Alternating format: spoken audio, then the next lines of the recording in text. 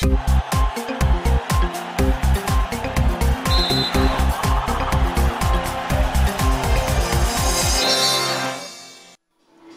mtazamaji, ni wasaa kuangaza habari za michezo na burudani. Mimi ni Esther Mtebe, karibu na tuanze na habari za michezo kitaifa.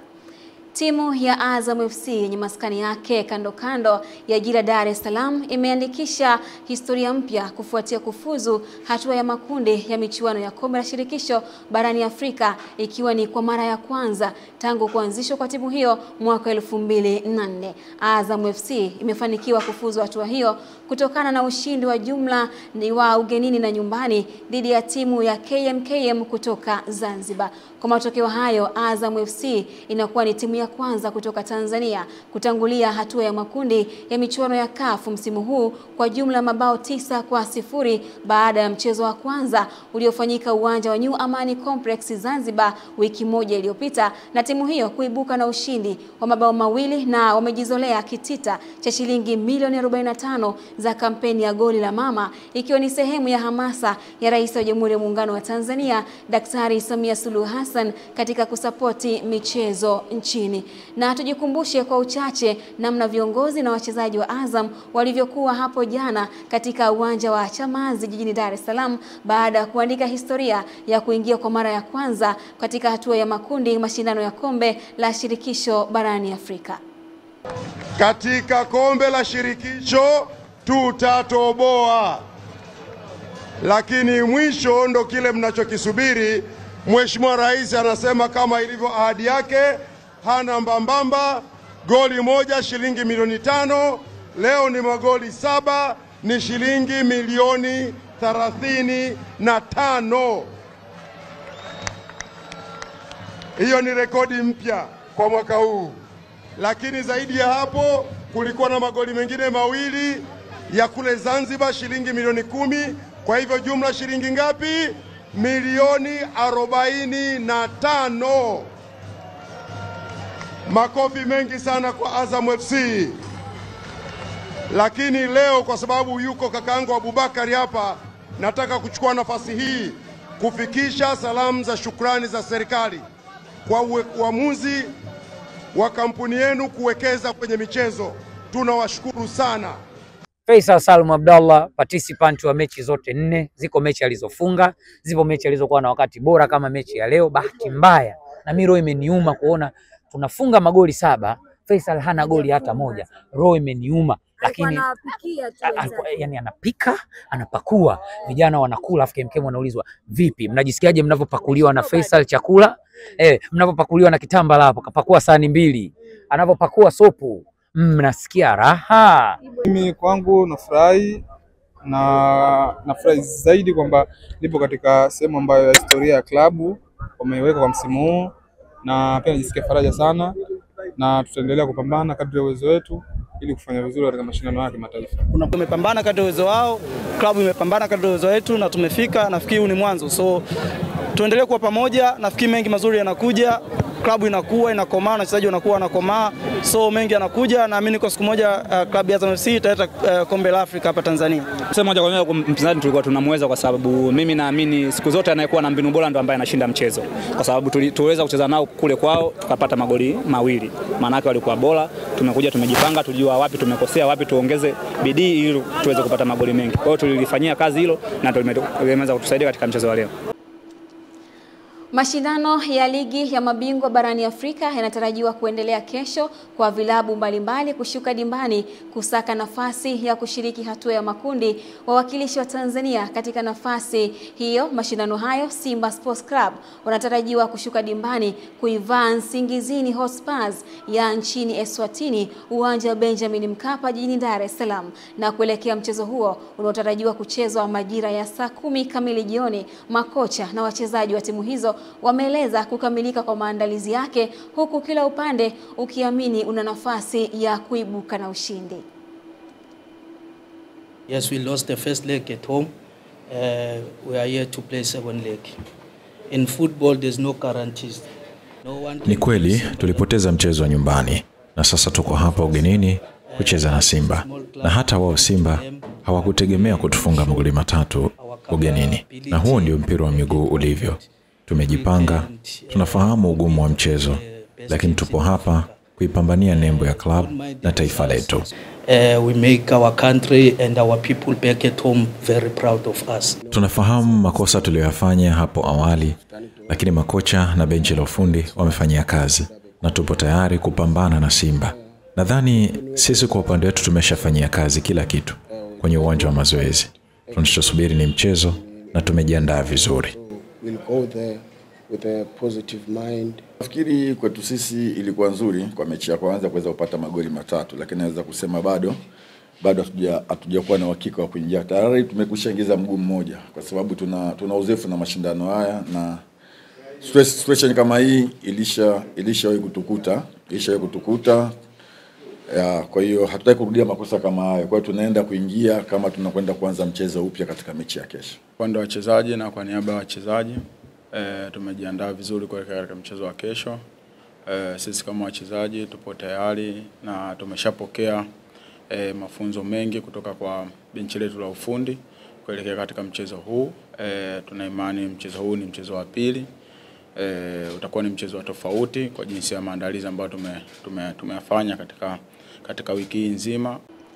Kuelekea mchezo wa marudiano baina ya Twiga Stars ya Tanzania na Ethiopia katika fainali ya mataifa ya Afrika kwa wanawake WAFCON 2026, hatimaye kamati ya Olimpiki Tanzania TOC imetembelea kambi ya kikosi hicho jijini Dar es Salaam na kutoa motisha kwa wachezaji kuelekea mchezo wa marudiano Oktoba 28 mwaka huu dhidi ya Ethiopia. Kwa upande wa kocha mkuu wa timu ya taifa ya wanawake Twiga Stars, Bakari Shime, akazungumzia maandalizi. Amesema kikosi kipo salama na kimejiandaa kwa mchezo huo, huku nahodha wa timu ya taifa ya wanawake Twiga Stars Opa Clement akishukuru motisha kutoka kamati ya Olimpiki Tanzania kuelekea mchezo wao. Tupo kwenye kambi ya matayarisho kwa ajili ya mchezo wetu wa marudiano dhidi ya Ethiopia ambao utafanyika tarehe 28 kule nchini Ethiopia.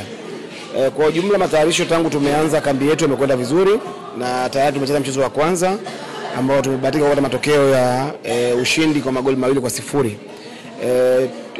Muda huu ambao tuko nao sasa ni matayarisho kwa ajili ya mechi ya marudiano na yamekwenda vizuri pia mpaka kufikia leo. Ni matumaini yangu kabisa kwamba tuna nafasi ya kufanya vizuri. Mpaka kufikia leo hakuna taarifa yoyote ya mchezaji ambaye ana shida kwa maana ya majeruhi.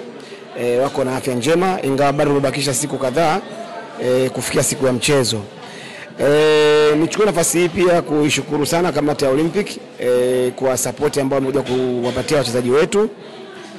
Imejenga morali kubwa kwa wachezaji wetu, lakini pia imejenga utambuzi kwa maana kwamba kamati ya Olympic iko pamoja na wao mara zote kuhakikisha kwamba wanafanya vizuri. Kwa hiyo naamini kwetu sisi imekuwa kama changamoto kwetu na imeongeza morali ya kwenda kupambana kuhakikisha kwamba nchi yetu inafanya vizuri. Maandalizi ni mazuri, tumefanya mazoezi leo, tutafanya tena mazoezi kesho. Tunasikiliza maelekezo ya mwalimu nini atatuambia kwa ajili ya kwenda kufanyia kazi kwenye mchezo uliobaki. Support yao ni kubwa, wao wanasema ni kitu kidogo lakini ni kikubwa kwetu. Na sisi kama wachezaji naamini kila mchezaji amefurahia support waliotupa. Kitu ambacho tunawaahidi ni kwamba tunaenda kufanya vizuri kwenye mashindano haya na nafasi pia waliotupa kwenda Olimpiki tutafanya vizuri pia.